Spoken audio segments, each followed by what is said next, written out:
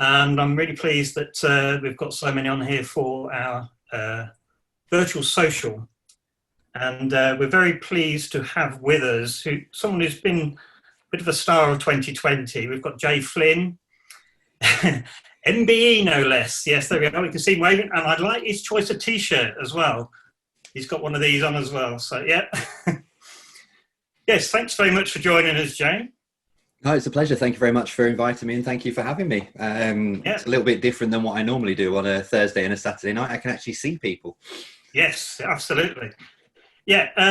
Now, maybe not everyone's actually aware of your story, so it might be quite nice to actually just give a little bit of a background about what happened back in March before lockdown started. We're about to start lockdown 2. So what actually happened back in March that had such a big impact? Yeah, so Thursday nights were always my night of the week to go out and catch up with friends at a quiz night. And on the Friday and Saturday, Boris said, right, we're shutting all the pubs. So I said, well, where's my Thursday night? What am I going to do now? So I set up an event on Facebook and just said to friends and family, look, I'll do a virtual get together somehow on Thursday night, and I'll run a bit of a quiz and we can have a bit of a laugh. And I set it as public, and I didn't realize, I thought it was a private event, and people started sharing. And by the time that the first quiz came around on the Thursday night, there was over 500,000 people interested or going to the quiz. And then subsequently we sort of carried on from there. We built a lovely community. We broke a world record for 182,000 people watching a quiz.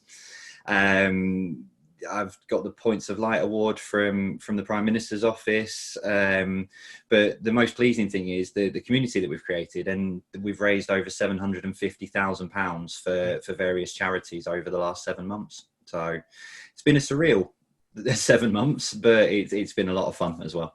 Yeah, I mean, it's been a regular part of my family's Thursday evenings as well. I remember on the first week, we'd actually just gone out to do the clap for the NHS, and our neighbour told us about it then. At that point, we hadn't heard about it. Oh yeah, that sounds good. We'll go into it, and we've seen how it's developed. Obviously, the technical side of it has obviously had to be upgraded a bit as it's gone along, because it's been on quite a large scale, hasn't it? Yeah, I mean, 182,000. We're still with about sort of 40 to 50,000 people every Thursday night tuning in to watch a quiz. And the great thing is people love the authenticity of it. They're not too worried if there's a technical mistake or I give away the wrong answer. It just gets social media going the following day. The classic one at the moment that came out a couple of weeks ago, I forgot that the TV series Dinner Ladies was from a factory, and I just saw the word Dinner Ladies and thought, oh yeah, that was what show that was broadcasting that was set in a school, and put the fact that it was in a school, and social media went mad the following day. And it's all good fun, and that's the thing. It's just a traditional pub quiz that you'd see up and down the country and the world as well. Yeah, excellent. And of course, bit of wave this in front of everybody. Okay, you got a book out as well. Stephen Fry, no less, has endorsed it, so that's good as well. So that's something for everyone's Christmas stocking as well. So you've got before we get into the quiz, because I'm conscious of time, so you've got another world record attempt coming up, haven't you? Yeah, so the 17th of November to the 19th of November, we've just got all the final details now. So I'm going for the longest streamed quiz by a continuous host. So the record's 37 hours, but we're going for 49 hours and 15 minutes. So that's going to be a lot of questions and no sleep. So, yeah, it's going to be a lot of fun though. And the guys from Guinness World Records are on board with us, and they're giving us loads and loads of support and help. So, and again, we can just raise, we'll be there continually.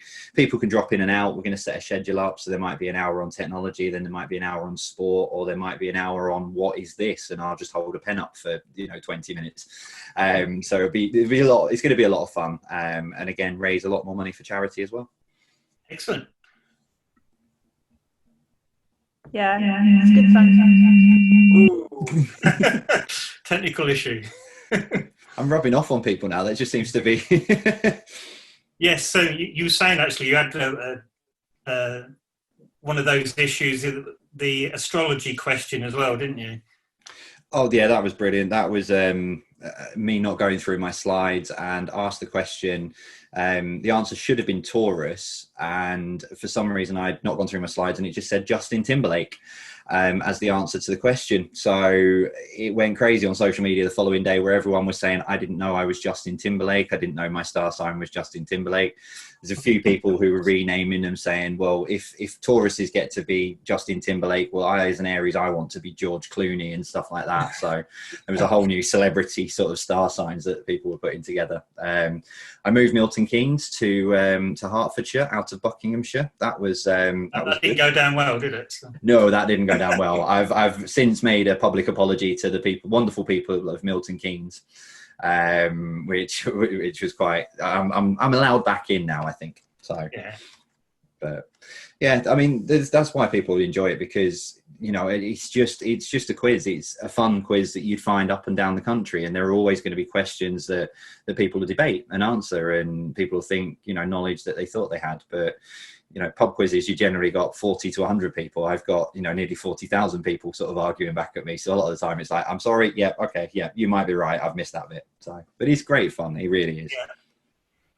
Yeah. I mean, it's been really, really good. I say you've got another one on Thursday as well, haven't you? So it's Jay's virtual pub quiz. Look it up. I say it's been part of my family's Thursday nights.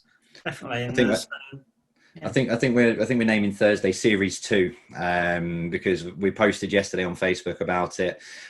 Put the original text up from the first event up and said, what does everyone think? Should we do a quiz on Thursday night? And a lot of people have said they're going to come back and do the quiz on Thursday, having been in lockdown. So I didn't think about it like that. Oh, that's good to hear. So we're thinking about calling it Jay's Virtual Pub Quiz Series 2. The return of lockdown. But we'll see how we get on. But everyone's more than welcome to join us. We're on YouTube and Facebook.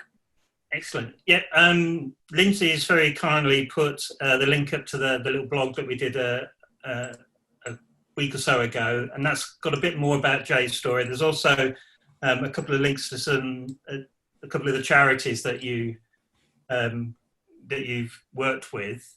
I mean, maybe just give an idea of some of the charities that you sort of helped over this time. Yeah, my own personal choice was the Connection at St Martin's, which was the homeless charity that rebuilt me after 2 years of living on the streets of London. Back at the end of the 2000s, early 2010. And I always said that when an opportunity presented itself, I would raise some money for them and make sure that I repaid what I considered to be a debt. And we raised over £50,000 for them at a time when they really needed it. Which was great. We've worked with the Diana Award, which is all about anti-bullying, and I think there's no better time to be talking about that message at the moment, especially with a lot of things going on. So we're really grateful to be working with them. They put bullying ambassadors into schools and they train them for free, so that people have got a nice person that they can go to and talk about if they ever suffer from bullying. And then we've worked with all sorts. We've worked with Alzheimer's Research UK, who we're working with again in November. We've worked with Samaritans. We've worked with Dogs Trust. Loads. There's loads and loads we've worked with, and then through the Patreon membership scheme as well, we've had 4 a month through there.